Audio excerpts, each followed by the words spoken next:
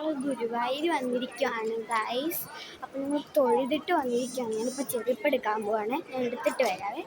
അപ്പോൾ നമ്മൾ ഫോൺ ഒരു ചേച്ചിയുടെ അമ്മയുടെ ഫോൺ എടുക്കാൻ വേണ്ടി ഫോൺ അകത്തോട്ട് കയറ്റരുതെന്ന് പറഞ്ഞായിരുന്നേ. അപ്പോൾ ഫോൺ എടുക്കാൻ വേണ്ടി പോവുകയാണ്. അപ്പോൾ നമുക്ക് എടുത്തുകൊണ്ട് വന്നിട്ട് കാണാം.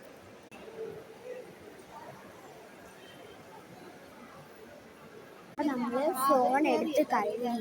ഇനി നമ്മൾ ഒന്നുകൂടെ ക്ഷേത്രത്തിൻ്റെ വെളിയിൽ നിന്ന് പ്രാർത്ഥിക്കാൻ പോകണം. അപ്പോൾ നമ്മൾ പ്രാർത്ഥിച്ച് കഴിഞ്ഞിട്ട് കാണാതെ.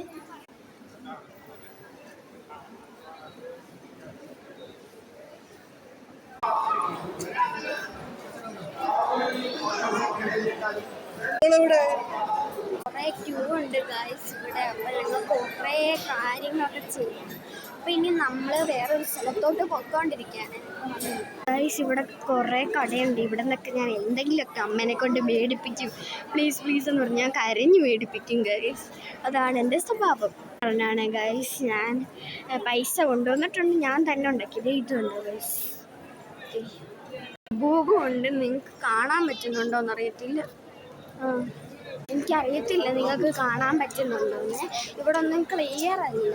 അപ്പോൾ അതിൻ്റെ സൗണ്ട് കേൾക്കാൻ പറ്റുന്നുണ്ട് എനിക്കറിയത്തില്ല. അപ്പോൾ ഞാൻ കടയിലൊക്കെ ചെന്നിട്ട് അവിടുത്തെ ഓരോരോ സാധനങ്ങൾ കാണിച്ചു തരാം. നമ്മളൊരു ഹോട്ടലിലോട്ട് കയറിയിരിക്കുകയാണ്. ആണ് ഹോട്ടൽ ഗൈസ്. മനക്കേടെന്ന് പറഞ്ഞാൽ മതിയല്ലോ. ഞങ്ങൾ അവിടെ ഒരു ഹോട്ടലിൽ കയറിയപ്പോൾ അവിടെ ചോറില്ലായിരുന്നു ഗൈസ്. അതുകൊണ്ട് ഞങ്ങൾ തിരിച്ചിറങ്ങി പോന്നു. എന്തൊരു വിധി ഇത്, എനിക്കറിയത്തില്ല. അപ്പോൾ നമുക്ക് അടുത്ത ഹോട്ടൽ കണ്ടുപിടിക്കാവേ. ഞാനിവിടെ ടോയ്സ് ഒക്കെ മേടിക്കാൻ വേണ്ടി ഞാനിവിടെ നോക്കിയിരിക്കാം.